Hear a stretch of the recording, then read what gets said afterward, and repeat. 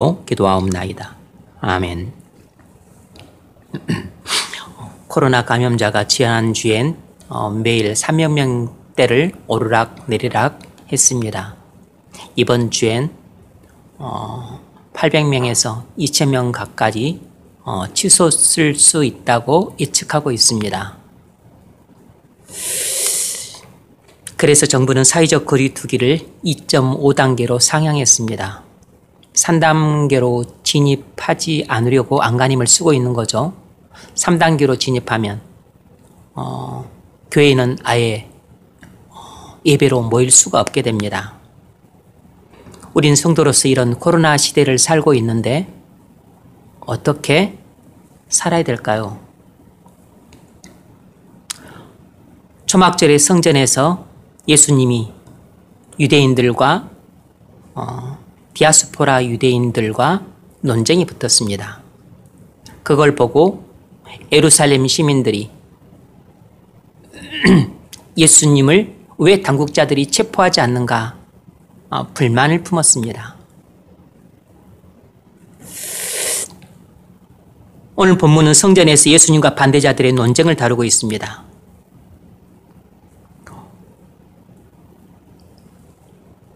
오늘 본문을 통해서 우리가 뭘 깨달을 수 있을까요? 오늘 제가 읽었던 본문을 관통하는 한 가지 중요한 진리가 있습니다. 오늘 우리가 이 본문을 통해서 살펴보고자 하는 교훈은 이것입니다. 사람들은 예수님에 대한 잘못된 지식과 부주의한 고찰 때문에 예수 그리스도에 대한 불신에 빠진다는 것입니다. 이것이 우리가 오늘 본문을 통해서 살펴볼 교훈입니다.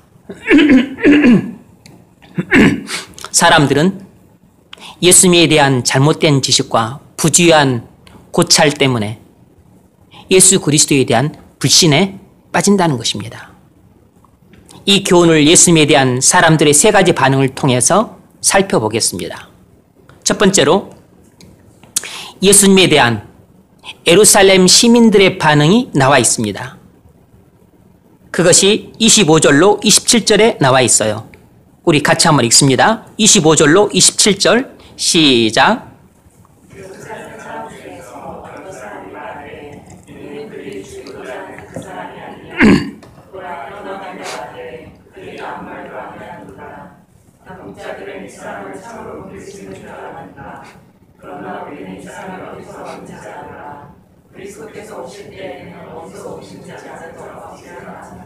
아멘. 예수님과 성전 순례자들이 논쟁이 붙자 예루살렘 시민들은 왜 산에 들인 공회가 뒷짐 주고만 있는가, 빨리 예수를 체포해서 잡아들이지 하는 뉘앙스로 불만을 표출했습니다. 예루살렘 시민들은 예수님에 대해 잘못된 지식을 갖고 있었습니다. 그래서 그들은 그리스도가 어디서 오시는지 알 수 없다고 말을 했어요. 그리스도의 오심에 관한 구약 성경의 증거들은 서로 모순되어 보일 때가 있습니다. 이사야서 9장 6절과 미가서 5장 2절은 그리스도께서 한 아기로 베들레헴에서 태어나실 것이라고 예언하고 있어요. 반면에 다니엘서 7장 13절과 말라기서 3장 1절은 그리스도께서 하늘 구름을 타고 갑자기 성전에 임한다고 예언하고 있습니다. 이 전자와 후자의 예언이 사뭇 달라요. 왜 그리스도의 오심에 대한 예언인데 이렇게 서로 다르죠? 그것은 전자는 그리스도의 초림에 대한 예언이고 후자는 그리스도의 재림에 대한 예언이기 때문입니다. 그러니까 예루살렘 시민들은 그리스도의 재림에 관한 구약 말씀의 근거에서 그리스도께서 어디서 오실지 알 수 없다고 말했던 것이에요. 그들은 그리스도의 오심이 초림과 재림으로 나뉘어져 있다는 사실도 몰랐고, 자기들이 그리스도의 재림에 관한 말씀에 근거해서 지금 그리스도의 초림에 대해서 말하고 있다는 사실도 모른 채 말을 하고 있었던 것이에요. 이처럼 예루살렘 시민들은 예수 그리스도에 대한 잘못된 지식을 갖고 있었습니다. 뿐만 아니라 그들은 예수님에 대해서도 주의 깊게 알아보지 않았어요. 그들은 예수님이 어디서 왔는지 안다고 말했지만 사실 잘못 알고 있었습니다. 그들은 예수님이 갈릴리 나사렛에서 성장하셨기 때문에 나사렛에서 태어나시는 것으로 알았지만 사실은 베들레헴에서 태어나셨어요. 잘못 알고 있었던 겁니다. 이렇듯이 유대인들은 예수님에 대한 잘못된 지식과 부주의한 고찰 때문에 예수님을 절대 그리스도가 아닐 것이라고 믿었어요. 두 번째는 예수님에 대한 바리새인들과 제사장들의 반응이 나옵니다. 이것이 32절에 나옵니다. 32절. 우리 32절 같이 한번 읽습니다. 시작. 예수에 대하여 우리가 증거하는 것이 바리새인들에게 들리자 제사장들과 바리새인들이 그를 잡으려고 하는 사람들을 보니. 아멘. 바리새인들과 제사장들은 유대교 지도자들로서 예수님을 믿는 무리들이 늘어나자 이를 가만히 두고 볼 수 없어 체포를 명했습니다. 예수님이 안식일에 38년 된 병자를 고친 사건과 관련해서 이 유대교 지도자들은 예수님이 안식일을 어긴 죄와 하나님을 아버지라고 불러서 저지른 신성모독죄를 범했다는 이유로 사형에 해당되는 죄를 범했다고 간주했습니다. 그래서 죽이려고 했어요. 왜 이런 일이 벌어졌을까요? 그건 유대교 지도자들이 예수님에 대한 잘못된 지식과 부주의한 고찰 때문에 예수님이 하나님의 아들 그리스도이신 줄 새까맣게 몰랐던 겁니다. 그들은 이사야서 7장 14절에 나온 예언대로 예수님이 동정녀 탄생했다는 사실을 모르고 그저 요셉과 마리아의 아들로만 알았습니다. 또 예수님이 안식일을 어긴 것이 아니라 자기들이 안식일 계명을 오해한 것이고 정작 예수님은 안식일 주일이라는 사실을 또 새까맣게 몰랐습니다. 무엇보다도 그들은 예수님이 성육신하신 하나님의 아들이신 줄 몰랐기에 신성모독죄를 범했다고 정죄했지만 정작 신성모독죄를 범한 것은 예수님이 아니라 그들 자신이라는 사실도 몰랐습니다. 그들은 예수님에 대한 잘못된 지식과 부주의한 고찰 때문에 그리스도를 잡아 죽이려고 혈안이 되었는데 정작 그것을 하나님의 영광을 위한 일이라고 확신하고 있었어요. 얼마나 무서운 일입니까? 여러분, 지금도 교회 지도자인 목사님들 중 어떤 분들은 예수님에 대한 잘못된 지식과 부주의한 고찰 때문에 예수 그리스도를 피상적으로 믿고 있지 실질적으로는 믿지 않는 분들이 있습니다. 옛날 유대교 지도자들처럼 이분들도 그리스도를 십자가에 못 박고 교회를 무너뜨린 짓을 하면서 정작 자기들이 하는 일을 하나님의 영광을 위한 일이라고 확신한 분들이 있습니다. 왜 이런 일이 발생할까요? 그건 그분들이 예수님이 어떤 분이신지를 피상적으로만 알고 실제로는 잘 모르고 성경을 피상적으로만 알거나 왜곡해서 알고 있기 때문에 이런 일이 발생하는 것입니다. 그래서 중세시대 교회가 신앙이라는 이름으로 수많은 신실한 사제들과 성도들을 마녀사냥했던 것처럼 그런 끔찍하고 무서운 일을 오늘날에도 예수님에 대한 잘못된 지식과 그리고 성경에 대한 이 부주의한 고찰에 근거한 피상적이고 왜곡된 신앙을 가진 이 기독교 지도자들이 이렇게 끔찍하고 무서운 일을 신앙의 이름으로 담대하게 저지르는 일들이 이 21세기 백주 대낮에도 나타나는 것입니다. 정광훈 목사님과 사랑제일교회가 우리나라 전체에 큰 파란을 일으키고 있습니다. 정부 방역당국과 의료진들과 온 국민이 합심해서 코로나 감염을 겨우 잡아 온 세계의 칭송을 받았습니다. 교회도 코로나 때문에 온갖 고충을 겪었어요.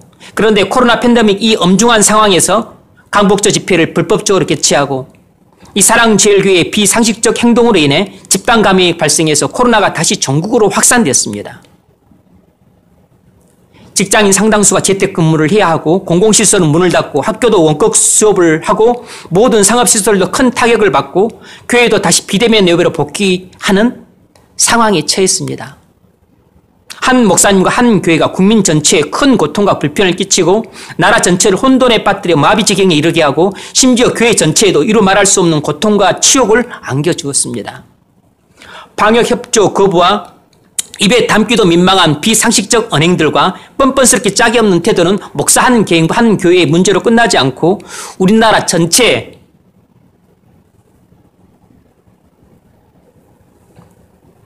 목사와 교회에 대한 깊은 불신과 환멸과 혐오감을 심어주었습니다. 거기서 그치지 않고 그 목사님과 그의 지도를 받은 교인들의 멀지각한 행태는 우리나라 국민 전체에 예수님에 대한 잘못된 지식을 퍼뜨림으로써 뿌리 깊은 편견을 심어주었습니다. 인터넷 기사 댓글을 보면 목사와 교회와 기독교와 예수님에 대한 온갖 비난과 조롱과 저주의 글들이 차고 넘칩니다. 그래서 지금뿐만 아니라 앞으로 오래도록 많은 사람들을 예수 그리스도에 대한 깊은 불신의 늪으로 빠뜨리는 결과를 가져올 것입니다. 이것이 우리가 이번 사태를 볼 때 모든 목회자들과 교회가 통탄하는 대목이에요. 이번 일은 우리나라 교회에 그동안 누적됐던 불미스러운 일들과 합쳐져서 오래도록 전도의 문을 닫아버리는 기폭제가 될지도 모릅니다.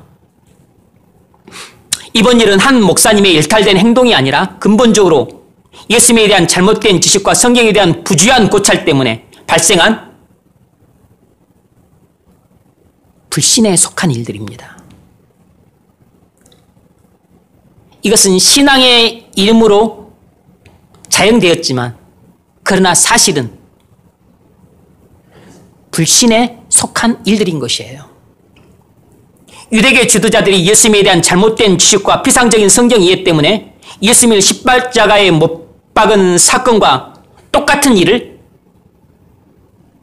이 목사님과 이 목사님의 지도를 받은 교회가 행한 것이에요. 그분은 예수님을 믿음으로 한 행동이 아니라 실제로는 믿지 않음으로 한 불신적인 행동이라는 사실을 본인은 모릅니다. 하나님도 나한테 까불면 주고 이런 말을 예전에 집회에서 했어요. 이런 말은 믿지 않는 사람들도 무서워서 함부로 하지 못하는 말입니다. 한기총 회장직에 부임하면서 정치에 나서지 않겠다는 각서까지 썼지만 다 뒤집었습니다. 목사님이 양아치 같은 말이나 하고 다른 목사님들과 한 신성한 약속도 헌신짝처럼 버리고 세상 이데올로기의 앞잡이가 되어 정치 투쟁이나 하고 위정자와 정부 당국을 위해 기도하고 협조하기는커녕 비난하고 선동하는 짓은 그분이 예수님에 대한 잘못된 지식과 성경에 대한 부주의한 고찰에서 비롯된 천박한 신앙과 왜곡된 신앙을 갖고 있기 때문에 그런 것입니다. 그분이 예수 그리스도에 대한 올바른 믿음을 갖고 있다면 모든 목사와 교회와 국민의 지탄을 받는 방식으로 이렇게 목회하지 않았을 것이고 그리고 온 나라를 이렇게 난리법석을 만들지 않았을 겁니다. 그분은 작년에 예장 백석교단에서 제명당했습니다.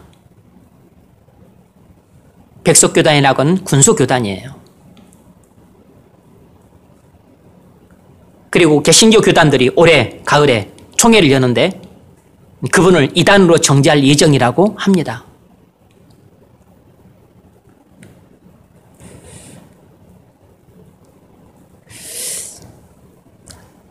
정상적인 분이 아니고 그리고 정상적인 교회가 아니에요. 사람들은 예수님에 대해 올바른 지식을 가질 교회가 별로 없습니다. 예수님을 알려고 성경을 연구하지도 않아요. 이런 상황 속에서 우린 이 작금의 상황을 어떻게 대처를 해야 될까요? 사람들을 예수 그리스도에 대한 올바른 믿음의 길로 인도하려면 그들이 예수님을 올바르게 알 수 있도록 우리를 통해 예수님을 보여줘야 합니다. 많은 목사, 많은 교인이 예수님이 아닌 자신을 보여줌으로써 사람들에게 예수님에 대한 잘못된 지식을 퍼뜨려서 불신에 빠뜨렸다면 정반대로 우리는 우리 자신이 아닌 예수님을 보여줌으로써 예수님에 대한 올바른 지식을 그들 가슴에 심어주어 참된 믿음으로 인도해야 될 책임이 있습니다. 이 코로나 각박하고 힘든 시대를 어떻게 살아야 될까요? 먼저 다른 성도들을 대할 때는 내가 아무리 힘들어도 사랑하는 마음으로 품으려고 노력을 하십시오. 요한복음 13장 35절 너희가 서로 사랑하면 이로써 모든 사람이 너희가 내 제자인 줄 알리라. 우리 교회는 얼마 안 되지만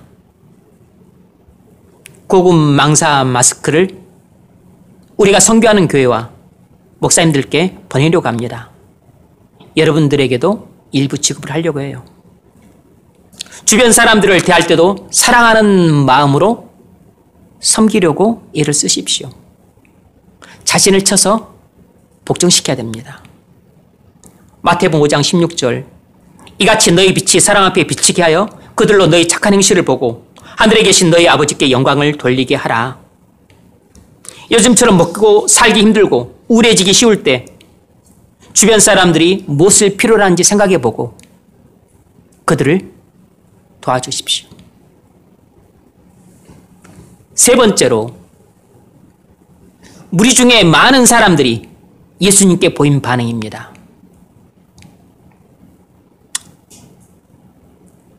성전에 모였던 많은 사람들이 예수님께 보인 반응이에요. 그것이 31절에 나와 있습니다. 31절 같이 한번 읽습니다. 시작.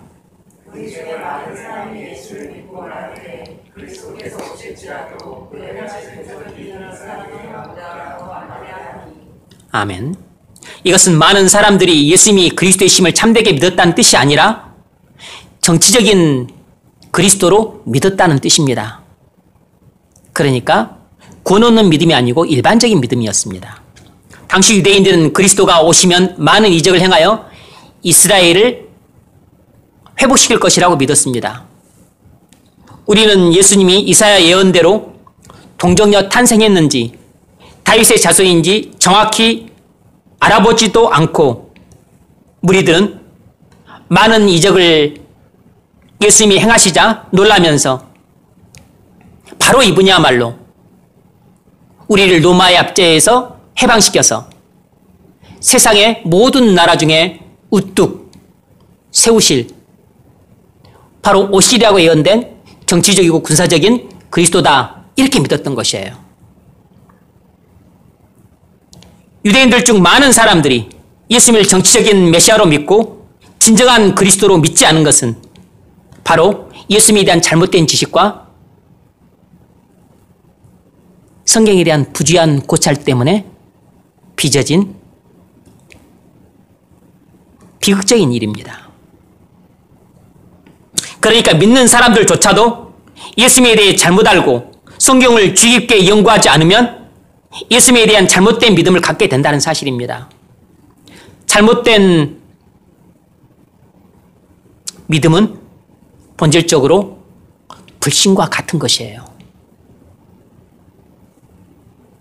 믿음은 믿음인데 잘못된 믿음은 불신과 같은 것입니다. 강복절 집회 이후 코로나가 전국적으로 확산되자 18일경 정부에서 2주간 교회 비대면 예배를 명했습니다. 그때 부산 기독교 총연합회에서 반발하면서 거부 성명을 발표했어요. 헌법에 보장된 종교의 자유를 침해하지 말라며 우린 현장 예배를 하겠다고 선언했습니다. 제가 그 뉴스를 들었는데 너무 어이가 없었습니다. 성경에 대한 이해뿐만 아니라 법률에 대한 이해도 너무 잘못된 그리고 경솔한 결정이라는 생각이 들었습니다. 아마 부산 기독교 총연합회라는 이름으로 했지만 거기에 속한 모든 교회가 다 동의하지는 않았을 겁니다.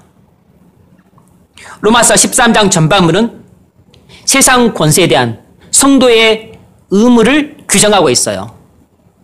로마서 13장 1절로 7절을 제가 읽겠습니다. 로마서 13장 1절로 7절 찾아볼 사람은 찾아보십시오. 중요한 구절입니다. 각 사람은 위에 있는 권세들에게 복종하라. 권세는 하나님으로부터 나지 않음이 없나니 모든 권세는 다 하나님께서 정하신 바라. 13장 1절이 가장 중요한 키센텐스입니다. 각 사람은 위에 있는 권세들에게 복종하라. 이것이 하나님의 지엄하신 명령이에요. 뭔 말이죠? 모든 성도는 세상 정부의 합법적인 명령에 복종하라는 것입니다. 이유가 뭐죠? 2절. 그러므로 이유는 모든 권세는 다 하나님께서 정하신 바라. 1절 하반절에 나오죠. 하나님께서 세상 정부의 질서 유지와 평안을 위해 하나님께서 정부의 권세를 주셨기 때문입니다. 따라서 모든 통치자들과 위정자들은 전부 하나님의 뜻을 따라 일을 하는 하나님의 사역자들이에요. 그러므로 권세를 거스르는 자는 하나님의 명을 거스름이니 거스르는 자들은 심판을 자취하리라. 뭐라 그랬습니까? 정부의 합법적인 명령을 거스르는 자는 하나님의 명을 거스른 것이라 그랬어요. 다스리는 자들은 선한 일에 대하여 두려움이 되지 않고 악한 일에 대하여 대하나니 내가 권세를 두려워하지 아니하려느냐. 선을 행하라. 그리하면 그에게 칭찬을 받으리라. 4절. 그는 하나님의 사역자가 되어 내게 선을 베푸는 자니라. 뭐라 그랬죠? 네. 위정자들, 통치자는 하나님께서 주신 권세를 받아서 사회 질서 유지와 나라의 평안을 구하는 하나님의 사역자라는 것입니다. 그는 하나님의 사역자가 되어 내게 선을 베푸는 자니라. 그러나 내가 악을 행하거든 두려워하라. 그가 공연히 칼을 가지지 아니하였으니 곧 하나님의 사역자가 되어 악을 행하는 자에게 진노하심을 따라 보응하는 자니라. 5절이 중요합니다. 5절. 그러므로 복종하지 아니할 수 없으니 진노 때문에 할 것이 아니라 양심을 따라 할 것이라. 이것이 바로 국가와 개인 관계에 있어서 중요한 기준이에요. 각 시민이 정부의 명령이나 조치에 대해서 복종할 것인지 불복종할 것인지 뭘로 결정을 해야 되냐면 자기 양심을 따라 결정을 해야 돼요. 양심.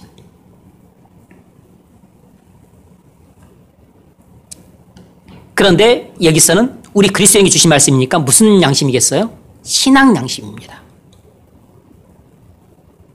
하나님 말씀에 근거한 신앙 양심을 따라 우리 그리스도인은 정부가 하나님의 법 테두리 안에서 명령을 하거나 조치를 취한다면 우리는 신앙 양심에 따라 반드시 복종을 해야 돼요. 그러나 하나님의 주신 권세를 남용해서 통치자나 정부가 하나님의 법을 거스리는 명령을 하거나 조치를 취한다면 우리 그리스도인들은 박해를 받는 한이 있어도 그것에 불복해야 돼요. 그 기준이 뭐냐면 바로 나의 신앙 양심이 기준이 되는 겁니다.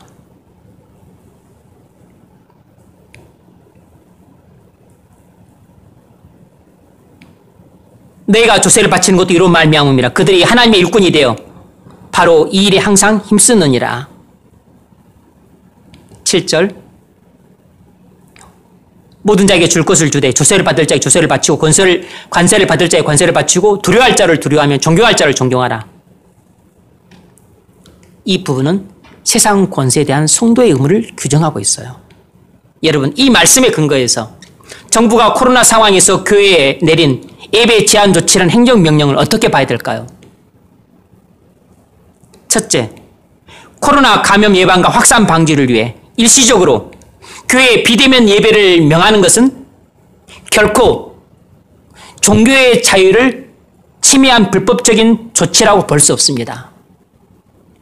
그것은 하나님의 권세를 남용한 것 절대로 아니에요. 하나님의 법 테두리 안에서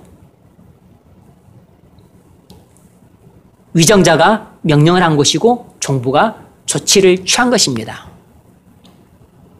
감염병 예방법에도 나와 있는 합법적인 조치이고 결코 과하지도 않은 일반 상식 수준에 부합한 조치이고 국민 전체의 안전과 교인들의 안전을 위해서도 합당한 조치에 해당이 됩니다. 이런 급박한 상황에서 이런 금지 조치를 신속히 취하지 않는다면 그건 오히려 무능한 정부가 되어서 우리나라도 미국 꼴 나는 것은 시간 문제인 것이에요. 헌법에 근거한 종교의 자유를 침해했다고 볼 수 없습니다. 따라서 우리는 정부가 교회에 내린 집합 제한 조치를 그리고 비대면 예배를 명한 것을 당연히 복종해야 되는 겁니다. 둘째, 정부의 합법적인 조치이므로 교회는 코로나가 진정될 때까지 비대면 예배를 하라는 정부의 방침에 당연히 복종함으로써 정부가 사회의 질서를 유지하고 나라를 평안히 통치하는데 적극 협조하는 게 마땅한 것입니다.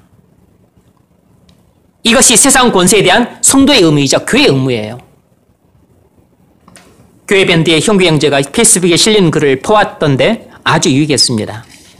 리차드 박스터의 요리문답 109문에 이렇게 질문을 해요. 만일 위정자가 금한다면 교회는 주일에 모이는 것을 생략할 수 있는가? 답변. 전염병이나 전쟁 등의 특별한 이유로 금하는 것과 상시적이나 불경스럽게 금하는 것은 경우가 다르다. 만약 이와 같은 특수 상황에서 위정자가 더 큰 유익을 위해 교회의 모임을 금한다면 그에 따르는 것이 우리의 의무이다. 어느 한 주일이나 한 모임을 생략해서 더 많은 모임을 얻을 수 있다면 그건 중요한 일이다.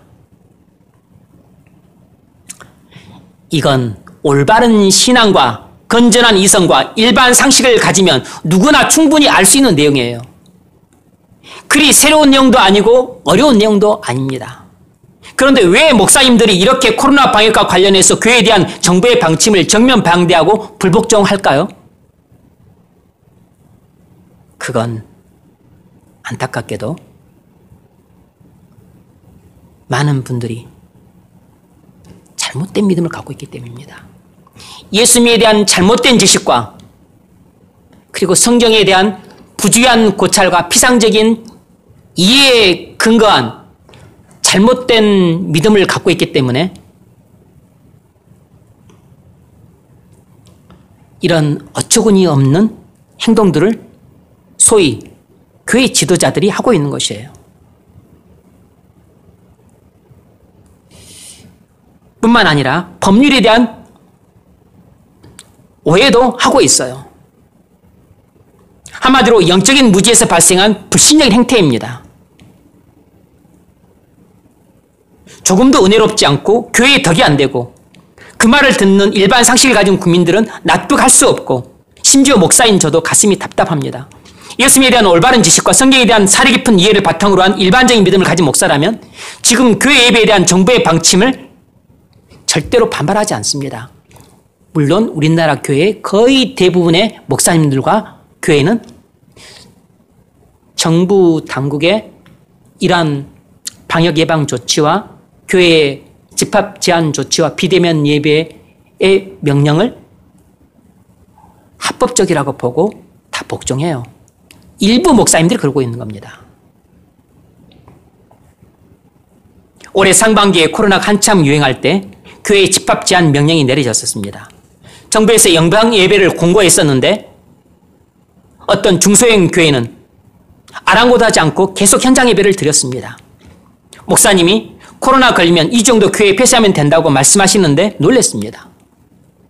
올바른 신학과 신앙을 가지신 훌륭한 목사님이신데 이 문제를 이렇게 협소한 시각으로 바라볼 줄은 전혀 몰랐어요. 그래서 속으로 충격을 받았습니다. 제 생각을 묻길래 저보다 윗분이라서 우회적으로 짧게 말씀드렸습니다. 한 교회가 합법적인 정부 방침을 어기고 코로나 집단 감염이 되면 그 교회에도 타격이 오지만 그 이상으로 우리나라 교회 전체가 그 오명을 뒤집어 쓰게 된다. 일반 사람들은 교회와 기독교에 대해 자기들만 생각하는 이기적인 집단으로 비난할 것이다. 그리고 합법적인 정부 조치고 명령이니까 당연히 목사와 교회가 복종하는 것이 마땅하지 않냐. 그리고 은혜와 덕을 세우기에 기독교 전체 입장에서 이 문제를 바라봐야 되지 않을까. 그렇게 이야기를 했던 것 같아요. 루터는 상담 편지에서 치명적 전염병에서 도망쳐야 하는가라는 질문에 이렇게 대답했습니다. 이 일은 잘 알려진 말입니다. 이 말은 잘 알려진 말이에요. 나는 내가 꼭 가야 할 장소나 꼭 만나야 할 사람이 아니라면 피하여 나와 이웃 간의 감염을 예방할 것이다. 혹시라도 나의 무지와 태만으로 이웃이 죽임을 당하게 해서는 안 되기 때문이다. 그러나 만일 이웃이 나를 필요로 한다면 나는 누구든 어떤 곳이든 마다하지 않고 달려갈 것이다. 이것이 하나님을 경외하는 믿음이다. 너무 야단스럽지도 않고 무모하지도 않고 하나님을 시험하지도 않기 때문이다. 지난 상반기에 코로나 때문에 예배를 못 드리게 되었을 때 한 동료 목사님이 전화를 해서 어떻게 지내냐고 물으면서 이 말을 인용하면서 자기 교회도 정부 방침을 잘 따르고 있다고 말을 했습니다.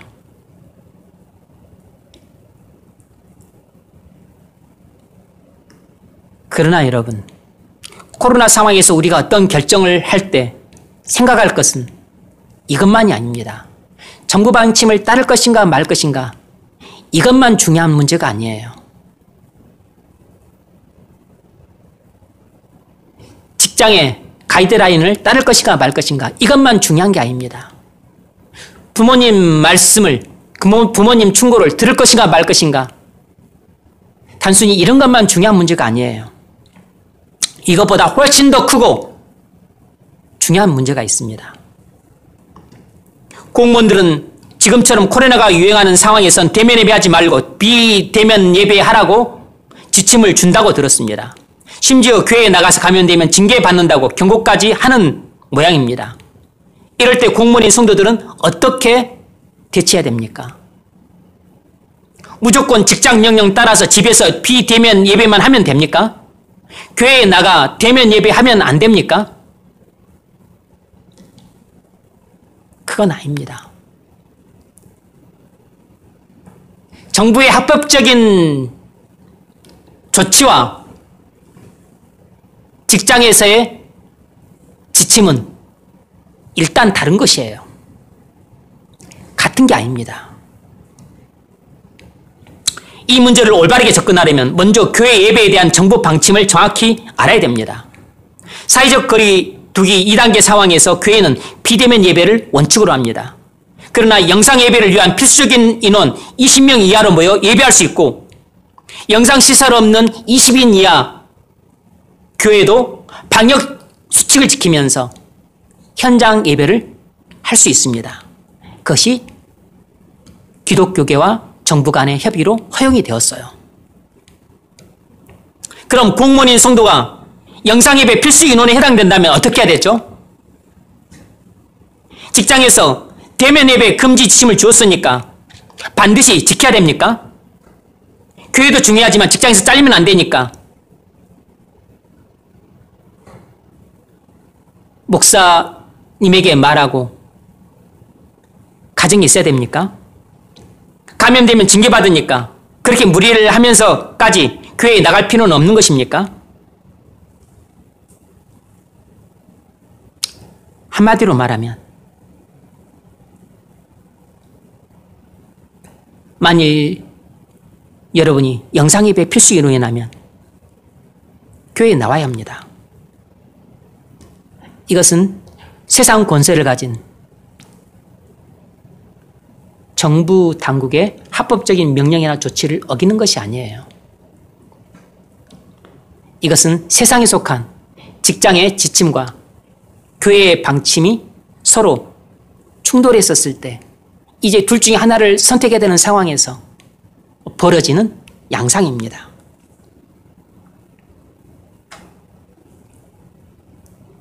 만일 그 성도가 영상예배 필수 인원이라면 나와야죠. 안 나오면 영상예배를 못 드리는데 그럼 어떻게 합니까?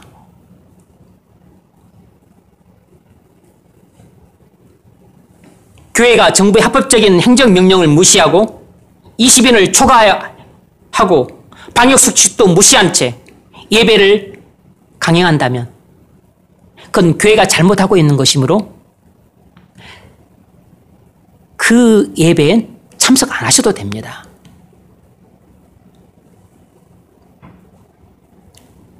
이것도 여러분이 가진 신앙 양심에 따라 결정할 수 있어요.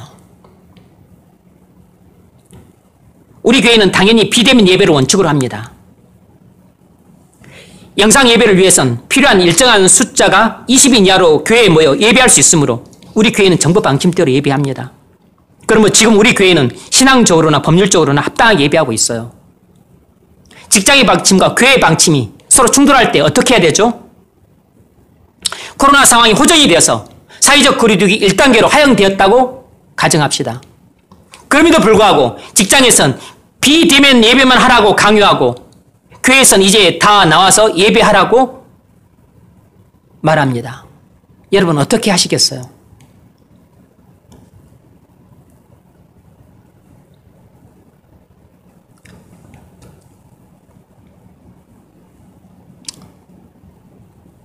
근본적으로는 본인의 신앙 양심을 따라 하시면 됩니다. 무슨 일이든지 결국 우리 믿음대로 하는 거죠. 신앙 양심이라고 하는 것은 결국 믿음입니다. 믿음이 없는 사람은 신앙 양심도 없고 믿음이 작은 사람은 신앙 양심도 둔감하고 믿음이 큰 사람은 신앙 양심도 대단히 예민합니다. 각 성도의 신앙 양심이 각기 자기 믿음의 분량에 따라 다른 것이에요. 믿음의 분량에 따라 양심의 감도도 다른 것입니다. 감도. 느끼는 정도가 다르다고.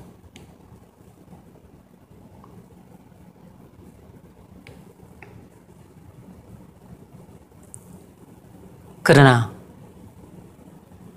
목사님이 성경 말씀에 근거하고 또 정부의 합법적인 그 조치도 충분히 참작해서 신앙적이고 합법적으로 여러분에게 이제는 교회에 나와서 예배해도 된다.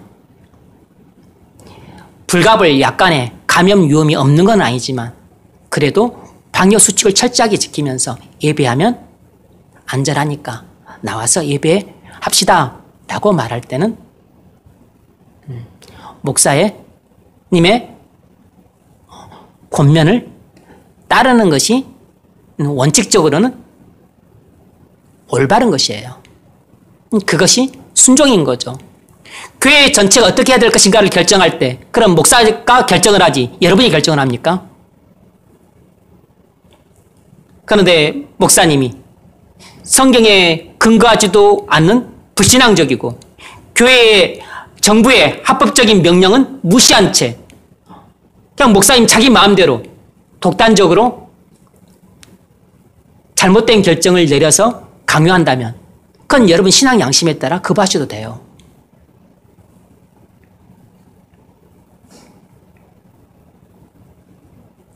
신앙 양심을 따라 하라고 하니까 여러분 마음대로 해도 된다고 허용을 하는 게 아니에요. 양심은 지식에 영향을 받게 되어 있습니다. 그러니까 여러분의 지식이 예수님에 대해서 잘못되어 있거나 여러분의 지식이 성경에 대해서 피상적으로 되어 있거나 왜곡된 이런 지식을 갖고 있으면 여러분의 신앙 양심도 왜곡되고 피상적이고 얄팍할 수밖에 없는 것이에요. 그래서 올바른 결정을 못 내리는 것입니다. 그러므로 전체를 볼 때 전체적으로 전체적인 시각을 갖고 그리고 또 균형 잡힌 시각으로 그리고 올바른 결정을 목사가 여러분보다는 더 잘 내리니까 목사님의 말씀에 순종하는 것이 그것이 합당한 거죠. 교회 예배에 참석했다가 감염돼서 직장에서 징계받는 거 걱정되면 그것이 걱정될 정도의 믿음을 가진 사람이라면 집에서 예배하십시오. 코로나 상황이 완화돼서 사회적 거리 두기가 1단계로 하향이 되고 이제 교회가 예전처럼 다시 방역수칙 지키면서 대면 예배가 허용이 된다면 그 상황에서 지금 이야기를 하고 있는 것이에요.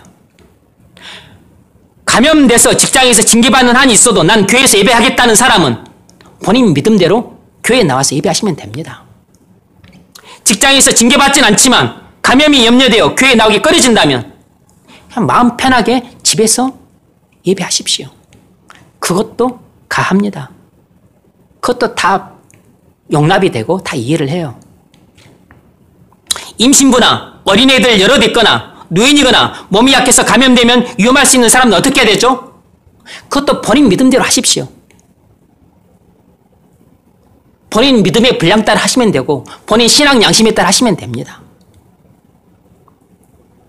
자기 상황 감안해서 본인 믿음대로 하십시오. 집에서 안전하게 예배하는 게 낫다고 생각하면 영상으로 예배하고 약간 위험이 있을지라도 교회에서 예배하는 게 낫다 싶으면 교회에서 예배하십시오. 그러나 전체적으로 이제 목사가 교회 전체에 어떤 일괄된 메시지를 전할 때는 이제는 나오십시오 라고 말할 때는 나오는 게 올바릅니다. 그것이 성경이 말하는 순종에 해당이 되는 것이에요. 그런 때조차도 여러분 신앙 양심을 들먹거리면 안 됩니다.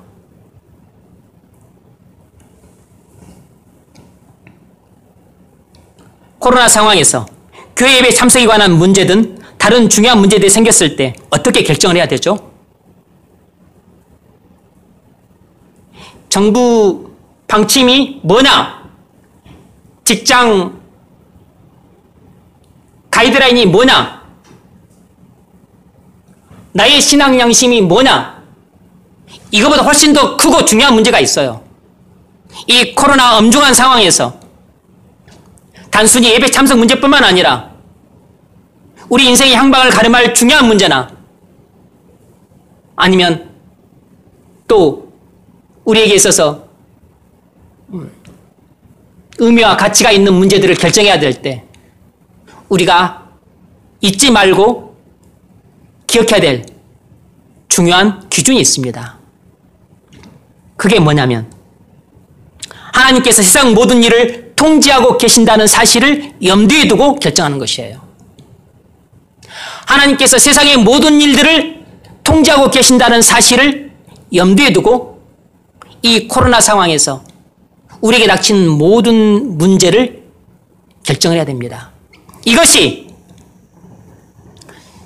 정부 방침이 무엇이냐 하는 문제보다 중요하고 직장에서의 지침이 무엇이냐 하는 것보다 더 중요하고 나의 신앙 양심이 무엇이냐 하는 것보다 훨씬 더 중요한 문제예요. 30절 같이 한번 읽습니다. 시작.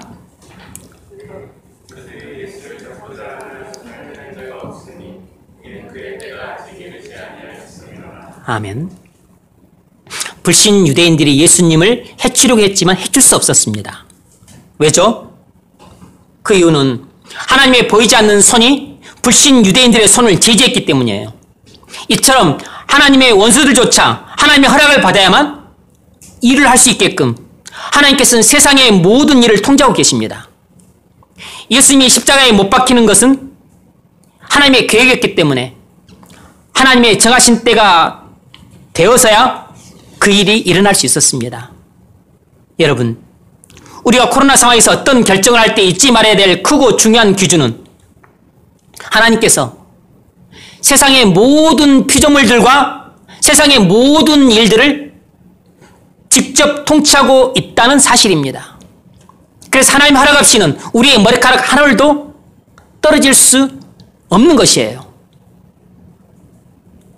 사울은 다윗에게 창을 던졌지만 다윗은 무사했습니다. 사울은 다윗을 잡으러 군대를 보냈지만 다윗은 안전했습니다. 또다시 사울은 다윗을 잡으러 군대를 보냈지만 다윗을 잡을 수가 없었어요. 왜죠? 왜냐하면 하나님께서 다윗을 직접 자기 눈동자처럼 세밀하게 보호해 주셨기 때문입니다. 그래서 사울이 아무리 다윗을 잡으려고 쥐잡듯 해도 다윗을 잡을 수가 없었어요. 바벨론 왕은 다니엘 세 친구를 불물에 던졌지만 불에 타지 않고 살아났습니다. 바벨론 왕은 다윗을 사자굴에 던졌지만 물려 죽지 않고 살아났습니다. 왜죠? 하나님께서 다니엘과 세 친구를 자기 눈동자처럼 직접 보호해 주셨기 때문입니다. 하나님의 허락 없이는 절대로 우리의 머리털 한 올도 건드릴 수가 없어요. 요한일서 5장 18절 하나님께로부터 나신 자가 그를 지키심에 악한 자가 그를 만지지도 못하느니라. 주님이 우리를 지키심으로 원수들이 우리를 손댈 수도 없다는 것입니다. 세상의 모든 일은 하나님의 영원하신 작정에 따라 이루어집니다. 이는 그의 때가 아직 이르지 아니하였음이러라. 다니엘서 9장 24절을 보면 69일에가 지나서야 비로소 원수들이 그리스도를 죽일 수 있었습니다. 어떤 일이든지 간에 하나님이 만세전에 정하신 때가 되어야만 그 일이 일어날 수 있는 법이에요. 여러분, 하나님은 코로나 바이러스도 통제하십니다. 따라서 우리가 코로나에 걸리고 안 걸리고는 하나님의 손에 달려 있어요. 원수가 욥에게 단 한 가지도 자기 마음대로 못했습니다. 재산을 빼앗든 자녀들을 데려가든 뭘 하든지 전부 하나님의 허락을 받은 후에야 할 수 있었어요. 하나님께서 우주 만물을 통치하심으로 우리의 모든 일을 결정하신다는 사실을 알아야 합니다. 주변에 많은 사람들이 코로나에 감염돼도 하나님께서 허락하지 않으시면 우리는 감염되지 않습니다. 물론 하나님께서 나를 지키시나 안 지키시나 시험하기 위해서 변기를 핥아먹고 부주의하게 마스크도 안 쓰고 또 손도 씻지 않고 그러면 걸립니다. 원수가 욥의 생명을 단축시킬 수 없었던 것처럼 어떤 질병도 우리 생명을 단축시킬 수 없고 어떤 사고도 우리 생명을 단축시킬 수 없어요. 하나님이 허락하셔야만 원수가 우리 몸에 손을 댈 수 있고 그리고 우리 생명을 단축시킬 수 있어요. 전능자의 그늘 아래에 사는 성도는 날마다 이렇게 고백해야 마땅합니다. 시편 91편 2절입니다. 이것도 아주 중요한 시편이에요. 나는 여호와를 향하여 말하기를 그는 나의 피난처요 나의 요새요 내가 의뢰하는 하나님이라 하리니. 여러분, 우리는 이 시편 기자 다윗처럼 날마다 하나님 앞에 나와서 여호와는 나의 피난처요, 나의 요새요, 내가 의뢰하는 하나님이라, 이렇게 고백해야 합니다. 이렇게 고백하는 사람이 전능자의 그늘 아래에 거하는 성도예요. 그러면 하나님의 음성이 이렇게 들립니다. 3절 이하예요. 너를 새 사냥꾼의 올무에서와 심한 전염병에서 건지실 것이미로다. 5절 너는 밤에 찾아오는 공포와 낮에 날아드는 화살과 어두울 때 퍼지는 전염병과 밝을 때 닥쳐오는 재앙을 두려워하지 아니하리로다. 하나님이 전능자의 그늘 아래서 이렇게 신앙 고백하는 성도인 우리에게 하시는 응답이에요. 1000명이 내 왼쪽에서 10,000명이 내 오른쪽에서 엎드러지나 이 재앙이 내게 가까이 하지 못하리로다.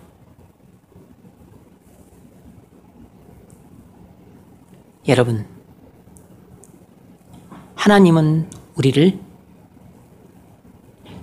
심한 전염병에서 보호해줄 수 있는 분입니다. 예기치 않게 닥쳐오는 재앙으로부터 우리를 지켜줄 수 있는 분은 하나님 한 분밖에 없어요. 내 옆에서 1000명이 쓰러지고 내 옆에서 10,000명이 쓰러져도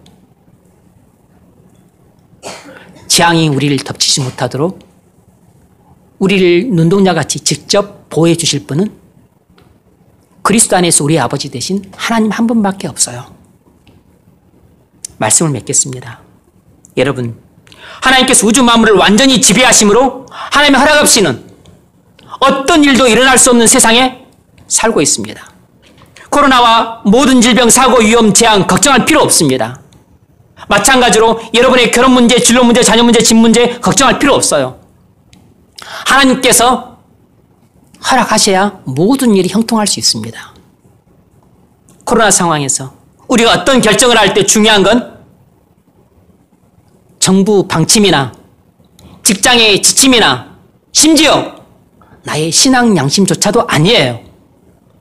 이 코로나 엄중한 상황에서 예배에 관한 문제든 신앙적인 문제든 나의 인생의 향방을 가름할 중요한 문제든 어떤 문제든 간에 우리가 결정하고 선택해야 될 때는 바로 하나님께서 이 감염병이 유행하고 있는 이 상황에서도 하나님은 살아계셔서 온 우주 만물을 직접 통치하심으로 세상의 모든 피조물과 세상의 모든 일들을 직접 통제하고 계신다는 이 사실에 근거해서 결정을 하는 것입니다.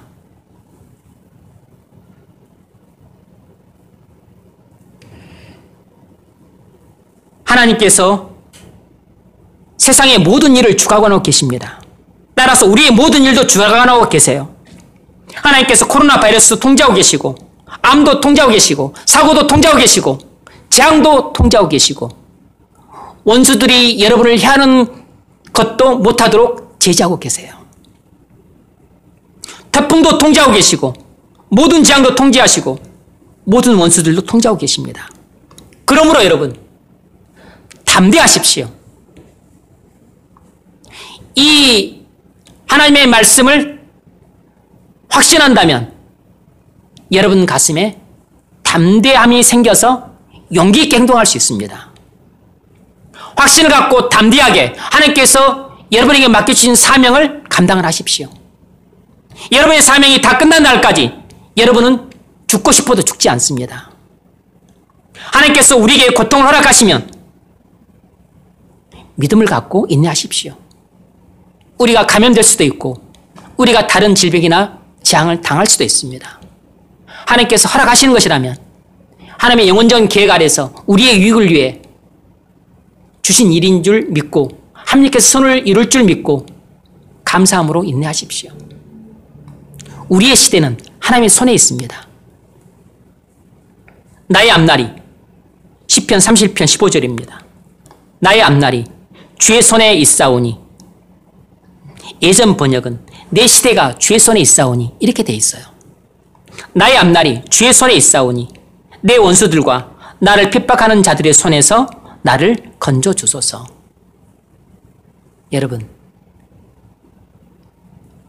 이 코로나 팬데믹이라고 하는 초유의 상황이 예전 우리가 살던 시대의 상황과 본질적으로 달라진 건 하나도 없습니다.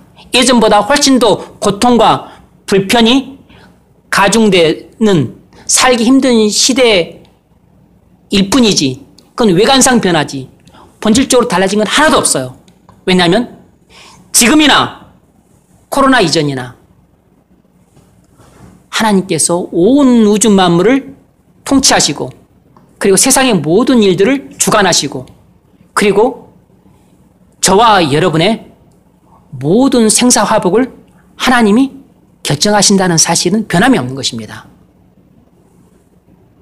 그러므로 항상 이 사실을 염두에 두고 이 코로나 팬데믹이라고 하는 엄중한 상황 속에서 우리의 인생의 향방을 가름할 중요한 문제를 결정할 때나 예배 참석의 문제나 신앙적인 문제나 그리고 또 중요한 선택을 해야 될 때 항상 이 사실을 기억하고 살아가십시오. 이것이 바로 코로나 시대를 살아가는 성도의 올바른 자세입니다. 이런 믿음으로 살아갈 수 있기를 주의 이름으로 축원합니다.